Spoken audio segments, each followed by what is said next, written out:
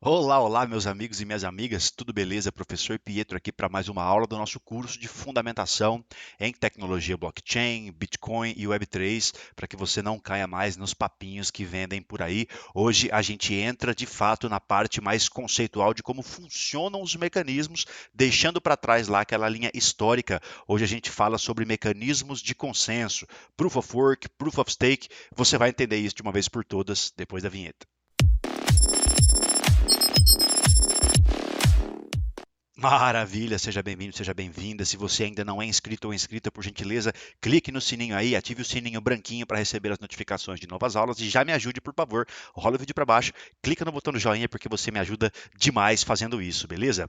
Sem mais delongas, né? Vamos lá para a bendita da nossa aulinha. Só relembrando então o que vimos na aula anterior. Então a gente fez esse apanhado da linha histórica das tecnologias que eram utilizadas, que surgiram, que foram sendo concebidas ao longo do tempo para que de fato a tecnologia surgisse. Aí a gente falou aqui dos anos 2010 a 2020, claro, falando de como o Bitcoin escalou pelas periferias da internet, pela dark web, a primeira vez ou as primeiras vezes que o Bitcoin morreu e como isso vai acontecer várias outras vezes ainda, né? E de fato em algum momento provavelmente o Bitcoin vai morrer mesmo, mas por enquanto a gente ainda não viu sinais de que isso tenha acontecido de fato, tá? A gente viu aí como as exchanges elas quebram e as pessoas ficam ao relento quando não fazem a custódia das próprias chaves privadas, né? A gente ainda vai falar um pouco aqui de custódia, tá? Fique tranquilo, a gente vai falar ainda de criptografia aqui. E a gente falou também aí do surgimento dessa tecnologia chamada Ethereum ou Ethereum. Na vez agora eu vou começar a falar mais Ethereum mesmo, tá, moçada? Vou deixar o Ethereum de lado, porque geralmente quando eu vejo vídeos, quando eu ouço áudios, quando eu leio livros, eu leio em inglês, a maioria dos materiais estão em inglês, então se acostumem a ouvir o Pietro falar Ethereum quando a gente estiver falando de Ethereum, tá bom? Enfim, dá na mesma, você pode falar do jeito que você quiser, tá bom? Falamos também aqui das ICOs, de DeFi, do início das NFTs, dos ciclos de hype e etc. Na aula de hoje, a gente vai falar, portanto, de como funcionam os mecanismos de consenso, Proof of Work, Proof of Stake e como eles se organizam em uma estrutura de dados, um banco de dados distribuídos aí. Enfim, é a estrutura arquitetural de uma blockchain do ponto de vista de consenso, a estrutura arquitetural de uma blockchain do ponto de vista tecnológico e dos seus mecanismos. Bacana? Maravilha. Então, estrutura arquitetural de uma blockchain aí, o consenso, né? Como que a rede de uma blockchain ela consegue estabelecer uma verdade global e imutável? Como que ela guarda o estado das coisas? Então tá aí, ó. Essa aqui é a imagem que a gente pode dizer que essa aqui é a imagem da arquitetura de uma blockchain, né? Aqui do lado esquerdo você vê a ilustração, né, de que seria uma cadeia de blocos. Em cada um desses blocos aqui, nós teríamos uma série de transações sendo recordadas e sendo validadas pelos mineradores ou pelos nós validadores, claro, dependendo do mecanismo de consenso. No seu lado direito, aí você vai ter aqui, ó, os mecanismos de fato. Então, na porção inferior, nós temos aí de fato a estrutura de dados, a criptografia, os blocos e as transações sendo recordadas, nas quais os blocos um faz referência ao bloco imediatamente anterior, tá? A gente vai ver isso com mais calma daqui a pouco.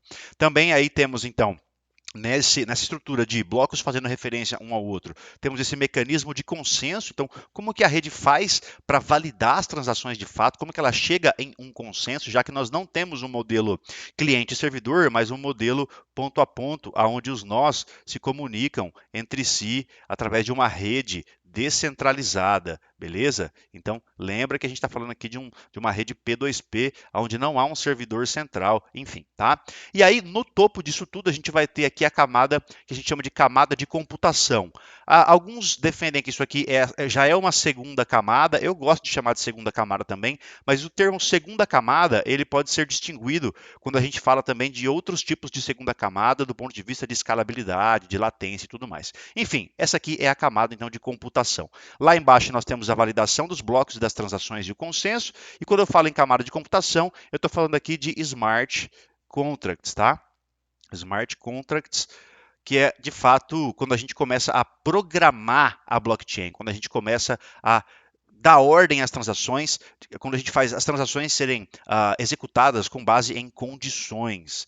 Maravilha? E aí, de forma transversal a isso tudo, vão existir as pessoas, os validadores, mineradores, desenvolvedores da tecnologia, os gestores, os usuários, certo? Enfim, a governança são as pessoas, são a comunidade que orbita essa tecnologia, enfim. Beleza? Então, vamos lá então. Dando foco aqui agora, olha só, na camada de consenso, beleza? Maravilha então. Como que funciona esse bendito desse consenso, tá? Então, os conceitos envolvidos são criptografia, sistemas distribuídos, mais especificamente aqui, sistemas descentralizados ponto a ponto, P2P, peer-to-peer, tá? Estruturas de dados e teoria dos jogos. Então, o que a gente está falando aqui basicamente é de computação e matemática mesmo, não tem como fugir disso a partir desse momento. Eu vou tentar ser o mais simples e mais claro possível, mas se você não entender um ou outro conceito, não se esqueça de deixar aqui já nos comentários, tá? E lembre-se que esse curso ele tem certificado e tem os slides para você adquirir se você quiser. As informações para você adquirir estão aqui na descrição do vídeo. E claro, se você adquirir, provavelmente você vai encontrar lá no curso completo uma ou outra aula a mais explicando com mais detalhes as coisas que eu vou começar a explicar a partir daqui, tá? Então vamos lá, criptografia. Quando a gente fala de criptografia, tem duas criptografias basicamente que a gente utiliza em blockchain.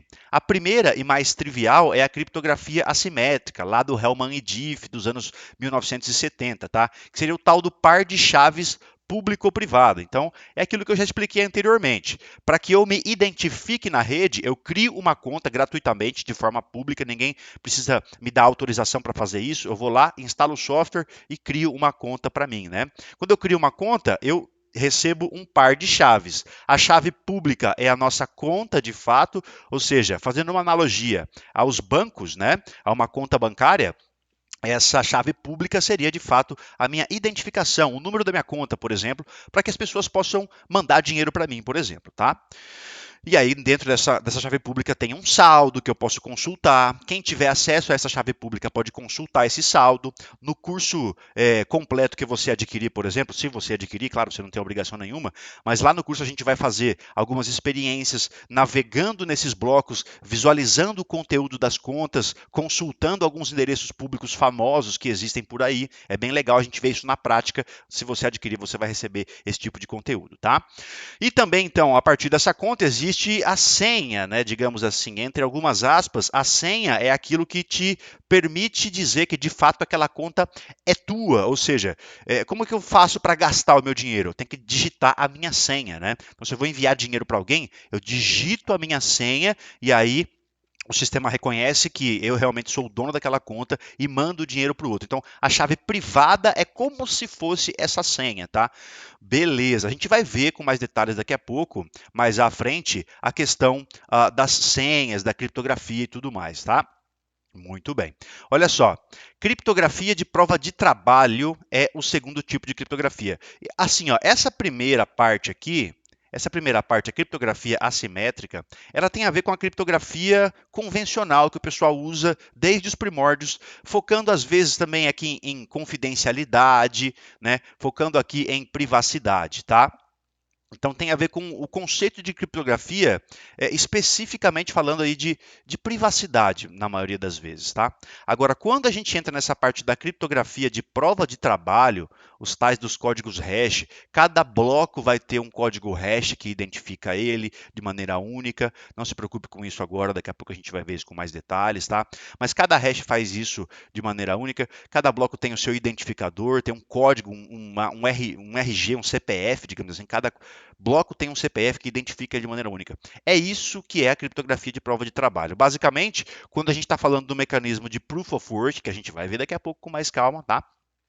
A gente está falando de fato da prova de trabalho, ou seja, para que um bloco seja validado, é preciso que os nós mineradores, que o software das máquinas das pessoas que estão minerando Bitcoin, por exemplo, esse software vai gastar muito poder computacional, vai executar um problema matemático lá bem difícil para provar que ele fez esse cálculo criptográfico e encontrar o tal do código hash daquele bloco. E quando ele encontra esse código hash, ele pode dizer que ele minerou o bloco e aí ele recebe a recompensa em bitcoins por ter minerado aquele bloco, tá? E aí, esse conceito de criptografia de prova de trabalho, ele foge um pouco ao conceito de criptografia tradicional que a gente costuma usar no sentido de falar que a criptografia tem a ver mais com privacidade e tudo mais. Não. Nesse caso aqui, a criptografia ela tem a função de carimbar uma informação e de fazer com que essa informação ela não possa ser adulterada. Ele tem uma informação, ele tem um caráter aqui, na verdade, a prova de trabalho tem um caráter de identificação, um caráter de resistência a fraudes, tá bom? É um caráter aqui de correção de falhas, basicamente, tá? Beleza, então a criptografia é usada basicamente para essas duas coisas aqui na nossa rede de blockchain. A primeira é para identificar os usuários e para permitir que eles possam transacionar e para que eles possam dizer que eles são eles mesmos através da sua senha, para provar que o usuário é ele próprio através da própria senha, tá? Ou da sua chave privada, no caso, né? E aí também tem esse segundo sentido, que é minerar transações e garantir que as transações sejam imutáveis e resistentes à fraude. Partindo para o lado aqui dos sistemas distribuídos, aí a gente está falando aqui de sistemas P2P, né? A gente está falando de sistemas distribuídos, descentralizados, que precisam se comunicar entre si, ou seja, eu vou ter uma rede de nós, uma rede de computadores com um software e esse software vai se comunicar com os computadores que tiverem também esse software instalado, de forma a garantir que as informações sejam trocadas de maneira coerente. E a isso a gente dá o nome de algoritmos de tolerância a falhas bizantinas. É um problema bem conhecido dentro da ciência da computação e os mecanismos de consenso, eles são basicamente mecanismos que resolvem, de alguma forma, o problema da tolerância a falhas bizantinas, tá? Se você quiser estudar isso mais a fundo, pega lá o livro do Tenenbaum ou o livro do Colores, né? Se você for uma pessoa da ciência da computação, você vai ver que isso aqui é um tema bem conhecido dentro desse universo, tá? Ou seja, basicamente isso aqui consiste em quê? Problema da tolerância a falhas bizantinas. Significa que as mensagens serão trocadas entre as máquinas através de uma rede pública, que é a internet. E aí essas mensagens elas podem ser adulteradas por atacantes, por hackers. E aí para evitar esse tipo de ataque, para garantir que as mensagens sejam trocadas de forma coerente, aí a gente tem que resolver esse problema usando um mecanismo de consenso de blockchain, tá? Como isso será feito? Fique tranquilo, você não precisa também se preocupar muito com isso, porque a gente vai ver isso com mais detalhes e também a gente entende que, se você não entender isso de primeira, é claro, anote isso para depois investigar com mais carinho, para que você de fato entenda como essas coisas funcionam. De fato, isso aqui pode parecer um pouco mais complexo do que a gente gostaria, tá? Mas no fim das contas, vocês vão ver que, insistindo um pouco, vocês vão ver que isso não é tão complexo assim. Dá para simplificar. Beleza? Muito bem. A gente pode falar aqui também de estrutura de dados. Aí eu estou falando aqui de fato de uma rede que tem em cada nó uma estrutura de dados, uma lista, onde em cada posição dessa lista eu tenho um bloco e nesses blocos eu tenho várias transaçõezinhas registradas ali dentro, tá? Tudo isso de maneira criptografada, na qual um bloco faz referência ao bloco anterior e aí a gente tem a prova de trabalho quando a gente encontra essas referências de um bloco para o outro, tá?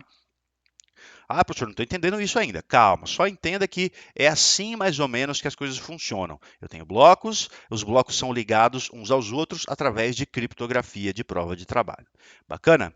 E aí eu tenho também a teoria dos jogos, né? Então Satoshi, quando ele escreve o livro do Bitcoin lá, o white paper, né, o artigo do Bitcoin, ele já coloca uma demonstração matemática baseada em teoria das probabilidades e teoria dos jogos, mostrando que seria mais interessante para os atacantes evitarem o ataque à rede e colocarem as suas máquinas para trabalhar em favor da rede e não o contrário, ok? Então estabelece-se aqui, desde o início da concepção da tecnologia, uma teoria que faz com que seja mais vantajoso, de fato, colaborar com a rede do que atacar a rede. Se você quer entender um pouco mais de teoria dos jogos, recomendo você assistir aquele filme do John Nash. John Nash, Uma Mente Brilhante, muito bacana. Foi ele quem foi o matemático que mais notoriamente contribuiu para a teoria dos jogos, tá? E aí você tem o problema clássico que é o dilema do prisioneiro, tá? Dilema do Prisioneiro, ele é basicamente uma prova de como a teoria dos jogos ela pode ser utilizada para garantir que um sistema se mantenha estável a partir da colaboração e que, se eventualmente uma ou várias partes do sistema começarem a trapacear ou a atacar o sistema ele se destrói, na verdade, tá? A ideia é essa. Investiguem isso aqui caso queiram entender um pouco mais de teoria dos jogos, beleza? Muito bem. Então vamos lá, ó. Falando de estrutura de dados, no nível mais baixo da nossa blockchain, a gente vai ter aqui esse conjunto de transações, tá? E como é que fica isso aqui então? Eu tenho transações, cada transação tem que ser assinada criptograficamente através da minha chave privada, que a gente chama de PK, Private Key, ok?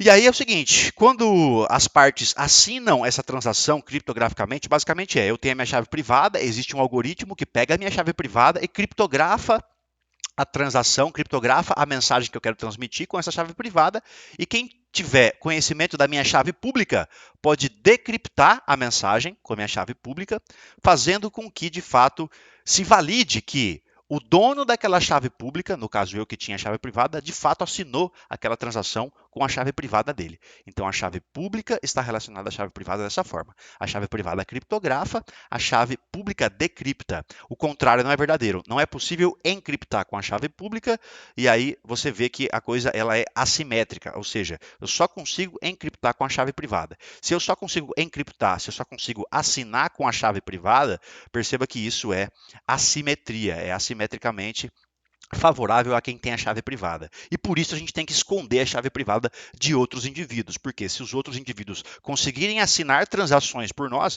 eles poderão gastar o nosso dinheiro, por isso a chave privada deve ser trancada a 7 chaves. Beleza? Muito bem. Então, como que a gente usa as transações assinadas? Para transferir os ativos digitais, então se o Pietro tem 10 bitcoins, imagina 10 bitcoins, na conta pública dele, ele usa a chave privada dele para assinar a transação e mandar 10, sei lá quantos bitcoins ele quiser para outra pessoa, ok? Então, para transferir os ativos digitais, a gente precisa assinar a transação com a chave privada.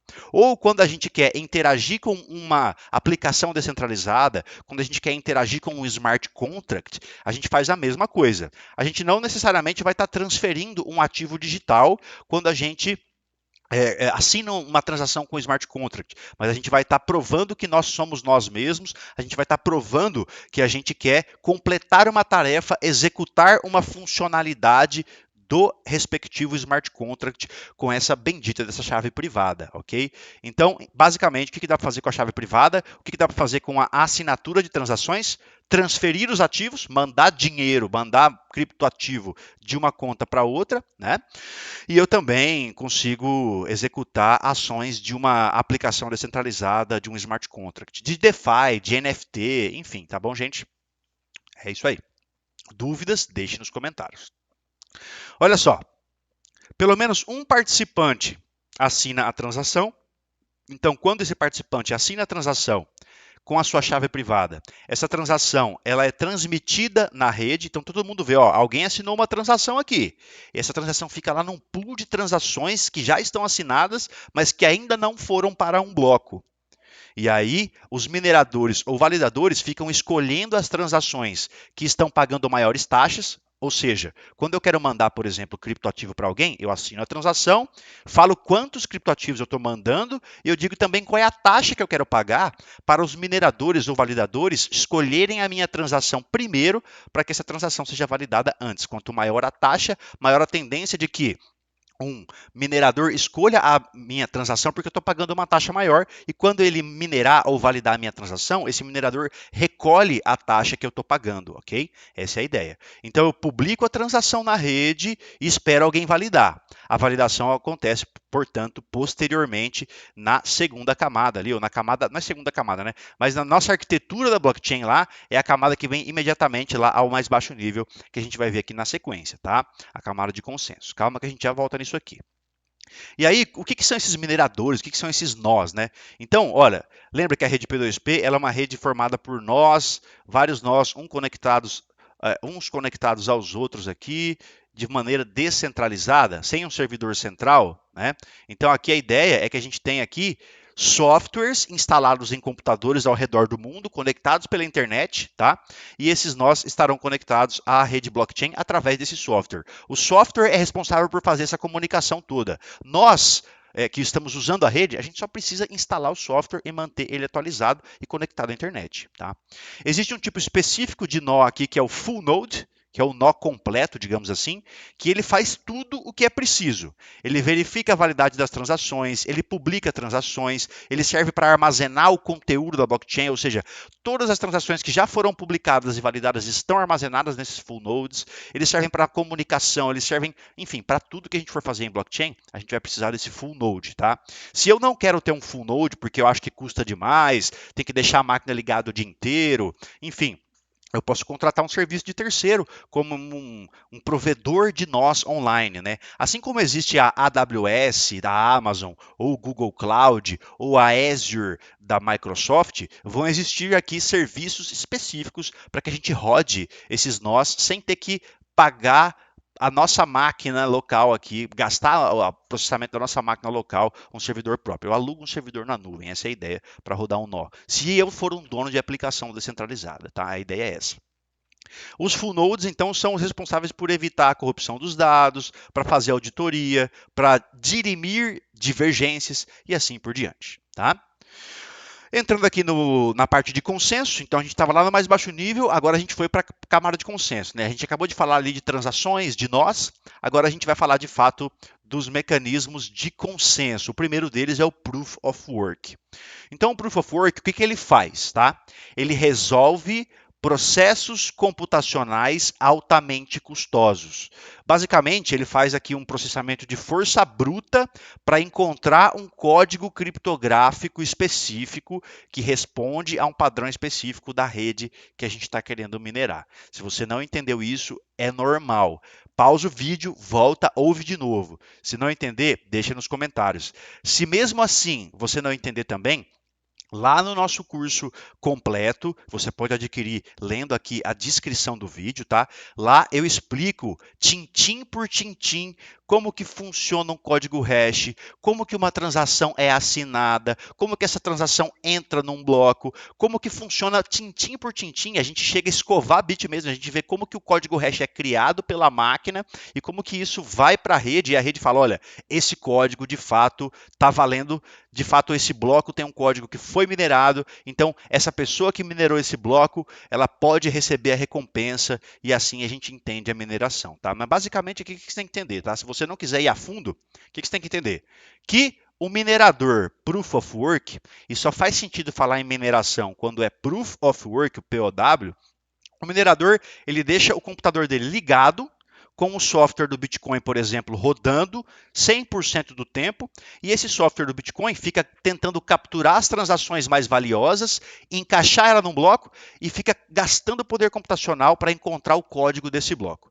Esse poder computacional gasto, ele vem do fato de que é muito difícil encontrar esse código para esse bloco. Uma vez que o minerador encontra esse código para esse bloco, ele publica para a rede confere se de fato aquele código é válido, sendo esse código válido, beleza, mais um bloco foi adicionado à rede, todo mundo copia esse bloco e aí a gente vai ter um momento em que a rede começa a procurar um outro bloco. Todos os nós mineradores começam a competir para ver quem acha o próximo bloco primeiro e assim a rede vai crescendo, assim os blocos vão sendo construídos e as transações vão sendo validadas. No caso do Bitcoin, é de mais ou menos de 10 em 10 minutos que um novo bloco sai. No caso do Ethereum, é um pouco do Ethereum, né? É um pouco mais rápido, é de 7 em 7 segundos que um novo bloco é produzido, tá? Muito bem. Então, olha só, no Bitcoin, a mineração consiste em encontrar esse código hash, esse código com um padrão específico para que ele seja considerado minerado esse bloco, tá? É um processo computacional energeticamente ineficiente, do ponto de vista computacional é altamente custoso, tá? Porque na verdade é um cálculo de força bruta. O que a máquina faz? Ela fica batendo na parede, basicamente, batendo a cabeça na parede até que a parede rache. É basicamente isso que a máquina faz, tá? E aí, olha só, quanto mais máquinas tiverem na rede contribuindo com o poder de processamento, maior é o que a gente chama aqui de hash power. O que é hash power? É o poder que a rede tem de encontrar blocos, de encontrar códigos hash de blocos de transações, tá? Hash power é o poder computacional da rede como um todo. E aí as recompensas que são pagas aos mineradores, elas são proporcionais ao poder computacional que esses mineradores oferecem para a rede. Então imagine que existe um pool de mineradores lá, uma galera que se organizou e compartilhou entre eles o poder de computação. A gente chama isso de pool, tá? O que é um pool? Um pool, imagine assim, ó, você tem um computador na sua casa. Seu computador é um computador, né? Gente, o seu computador, comparado ao resto do mundo que está minerando, ele é um computador só, então é pouco poder computacional. Ou seja, o seu hash power com um computador é muito baixo. E aí o que dá para você fazer? Dá para você se organizar com várias pessoas ao redor do mundo e fazer um pool, cada um fornecendo um pouco do seu poder computacional e se organizando como se todos os computadores dessa galera desse pool fossem um computador só. De formas que se algum computador do pool encontrar o código, todo mundo que faz parte do pool recebe a recompensa proporcionalmente, tá? Então imagine aqui que o seu pool, o pool do qual você faz parte na mineração, ele responde por 30% do poder computacional da rede inteira. Horas, a tendência é que 30% das recompensas em um determinado período de tempo venha para o seu pool de mineração. Né? E aí, dentro desses 30%, digamos que você corresponde lá a 1% do poder de mineração. Então, dentro desses 30%, 1% vai para você. Ok? É 1% desses 30%. Enfim, aí aqui já começa uma matemática e tal, para você ver se vale a pena minerar ou não. Eu confesso para ti que eu nunca minerei, nunca minerei. Aliás, eu só fiz experimentos, baixei na minha máquina as redes de teste do Ethereum, botei a rede de teste para rodar na minha máquina, mas só a rede de teste. Por quê? Porque basicamente a minha máquina esquenta, a máquina fica gastando poder computacional e eu não ganho muita coisa com isso, com a minha máquina. Eu teria que me profissionalizar, me industrializar para isso valer a pena. Hoje em dia, a mineração do Bitcoin, por exemplo, ela está em escala industrial, tá? O que significa isso? Procura na internet aí depois. Farm de mineração de Bitcoin. Você vai ver que existem galpões inteiros cheios de computadores rodando 24 horas por dia, 7 dias por semana, com sistema de refrigeração, com técnicos dando manutenção quando as máquinas queimam ou param de funcionar. Enfim, gente, o processo aqui hoje já está muito competitivo. Beleza? Mas é isso então. Proof of Work consiste justamente em gastar poder computacional para validar as transações. Outro mecanismo é o Proof of Stake. No Proof of Stake, não, a gente não vai precisar mais de cálculos computacionais exaustivos. No Proof of Stake, funciona assim. Quanto mais dinheiro eu tenho dentro da rede, então, por exemplo, no caso do Ethereum, o Ethereum hoje, o Ethereum, ele é Proof of Stake. Então, quanto mais eu, Pietro, tiver Ether, quanto mais Ether eu tenho, mais chances eu tenho de a rede me entregar um bloco para eu assinar. Então eu não preciso gastar poder da minha máquina para eu validar o bloco e encontrar um código hash a partir do poder computacional da minha máquina. Para eu encontrar o hash, basta eu assinar criptograficamente. Assim como a gente simplesmente usaria a nossa chave privada para assinar uma transação e publicar na rede, no Proof of Stake, a gente assina o bloco quando a gente é validador. E essa operação de assinar, ela é praticamente instantânea. Assinei, o bloco está validado, passa para o próximo. Você está entendendo? Quando eu falei para vocês aqui que no Ethereum era de 7 em 7 segundos, eu estou falando do tempo em que lá nas antiguidades, né, antes de 2022, de quando o Ethereum ele era Proof of Work. Como ele não é mais Proof of Work, hoje é muito mais rápido. Basta que os nós validadores assinem a transação e isso é muito mais rápido, tá? Então é isso, ó. O nó validador ele simplesmente assina um novo bloco e com isso descobre-se automaticamente esse nó esse bloco, perdão, com as transações validadas. A rede verifica a partir da chave pública do nó minerador, se foi ele que, do nó validador, perdão, se foi ele de fato que assinou aquele bloco, tá tudo certo, tá tudo certo. Bola para frente, bora minerar o novo bloco, tá? Bora validar o novo bloco. Eu falo minerar porque é costume, gente, tá? Mas é que não faz sentido falar em mineração, faz sentido falar em validação de fato, tá? E aí, olha só, no Proof of Stake a gente tem outros nós da rede fazendo verificações sobre a validade das transações e eles votam sobre a corretude do novo bloco. Ou seja, o nó que validou aquele bloco, ele ainda pode sofrer ainda a verificação do resto da rede. Se esse cara tentou fraudar esse novo bloco, ele pode sofrer algumas penalidades. Ele pode pagar em dinheiro, inclusive, com a sua fraude, tá? Porque os outros nós estão auditando, estão monitorando se de fato o bloco que eu validei, ele faz sentido, tá? Qual que são os critérios para seleção de nós validadores? Então, Proof of Stake significa o quê? O que é stake? Né? Stake é a quantia, basicamente, né? Quanto que eu estou colocando em risco na minha operação. Então, se eu quero, quanto mais dinheiro eu tenho, quanto mais eu investir em comprar Ether na minha rede, mais eu tenho chances de que eu queira que essa rede funcione melhor. Então, maior o meu interesse em manter a rede funcionando. Né? Se lá no Proof of Work, para eu manter a rede funcionando, o meu interesse seria em comprar a máquina e fazer a máquina funcionar, aqui eu compro o criptoativo da rede e quanto mais criptoativo da rede eu tenho, maior o meu interesse, né? Maior o meu risco de participação nessa rede. E aí, quanto maior o número de criptoativos que eu tiver, mais chances eu tenho de validar um bloco. Ainda, quanto mais tempo eu tenho dentro da rede, ou seja, eu tenho lá 300 Ether, né? Se eu tenho 300 Ether há 10 anos e um outro nó tem os mesmos 300 Ether há apenas 2 anos, em relação a esse outro nó validador, eu que tenho Ether há 10 anos, eu tenho mais chances de receber um bloco para eu validar e receber a recompensa por essa validação, tá? E aí ainda existe aqui a possibilidade de, aleatoriamente, alguém que não tem tanto Ether e que também não tem tanto tempo de participação na rede, validar um bloco. Afinal, se só quem tem mais Ether e mais tempo validasse, quem não tem tanto Ether e tanto tempo acabaria sem receber blocos para validar. E isso não é bacana. É interessante que todo mundo tenha alguma chance ali dentro. Tá? Então, aleatoriamente também pode acontecer da gente receber um bloco para validar aqui no caso do Proof of Stake, no caso do Ethereum. Tá? Comparando então o Proof of Work com o Proof of Stake.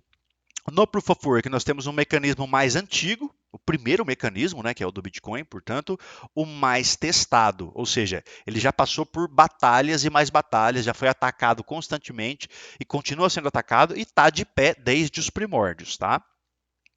Enquanto que o Proof of Stake ele é mais novo, ele ainda precisa de algum tempo de batalha para se provar tão resiliente quanto o Proof of Work, tá? Beleza? O Proof of Work, ele geralmente necessita de um único software instalado na máquina, tá? E a implementação do Proof of Work tende a ser um pouco menos complexa. No caso do Proof of Stake, a gente pode dizer que o Proof of Stake ele é um pouco mais inclusivo, pois ele facilita. Deixa eu tirar minha câmera daqui, né? Ele facilita a entrada de novos players validadores, ou seja, de novas pessoas validando. Por quê? Porque você não precisa comprar máquinas industriais para fazer a mineração, para deixar gastando energia, pagar uma nota de energia no fim do mês. Não, no Proof of Stake você só compra, por exemplo, no caso do Ethereum, você só compra Ether e aí você comprando o mínimo de Ether necessário, você já pode começar a validar transações. É mais barato, é mais inclusivo, é mais. Alguns definem que é até mais descentralizado, tá? Enquanto que no Proof of Work você precisaria investir em máquina, em manutenção, em conhecimento técnico, gastar com energia, com refrigeração, ok? No Proof of Stake, então, a gente tem essa aparência de ser mais descentralizado, porque é mais fácil de entrar, tá? E ele exige menos emissão de recompensas por gastar menos energia. Então, para quem valida os blocos, a gente não precisa pagar tanto Ether para quem valida os blocos do Ethereum, por exemplo. Né? E detalhe, gasta menos energia, ou seja, ele é mais ambientalmente, dizendo assim, ele é mais uma tecnologia mais verde, né? Gasta menos energia, de fato, é menos poluente, é menos emissor de carbono na atmosfera, por assim dizer, tá? Enfim, Ambos têm suas vantagens e desvantagens, né? Eu só fiz uma comparação aqui bem generalista para você. Beleza? Então, isso foi, gente, isso foi mecanismos de consenso, tá? Vimos aqui o Proof of Work e o Proof of Stake. Falamos um pouquinho de transações, falamos um pouquinho aqui de assinaturas e recomendo a vocês, quem quer ir um pouco mais a fundo nesses conhecimentos aqui, adquira o conteúdo completo no link aqui da descrição do vídeo, porque você vai ter acesso a aulas extras que não estão públicas aqui nessa playlist, é só para quem comprar mesmo, tá? A gente vai navegar no explorador de blocos, tanto do Bitcoin quanto do Ethereum, a gente vai consultar endereços públicos, a gente vai interagir com smart contracts lá, a gente vai ver como assinar transações, a gente vai ver como o mecanismo de Proof of Work ele funciona na prática, visualmente, você vai entender o que é um código hash, você vai entender o que é uma assinatura, você vai entender o que de fato é a criptografia assimétrica. Vale a pena se você quiser ir mais a fundo, tá bom? Na próxima aula, a gente fala da camada de computação. Então, a gente vai falar aqui de smart contracts, né? De como programar transações. Vamos dar um foco maior no Ethereum, mas também compararemos aqui o Bitcoin com o Ethereum do ponto de vista de programação de transações e da infraestrutura de blockchain em linhas gerais. Fechou? Então eu te vejo na próxima aula. Se você tem dúvidas, considerações, críticas, sugestões e elogios também, deixa nos comentários aqui. E de novo, leia a descrição do vídeo para você ver se vale a pena para você receber o certificado, os slides e esse conteúdo extra, para você ir mais a fundo e entender em maiores detalhes como funcionam esses mecanismos de validação. Show de bola? Muito bem, muito bem. Então, para quem chegou até aqui, faça aquele bom e velho pedido. Já rola para baixo aí, deixa o joinha, deixa o like para você ajudar o professor aqui na divulgação dos conteúdos dele. E se você não é inscrito ou inscrita ainda, cara, assina o sininho aí e receba as notificações de novos vídeos, novas aulas que eu tiver lançando por aqui. Show de bola? Vou ficando então por aqui, a gente vai se ver na próxima aula. Não perca, te vejo lá. Até mais.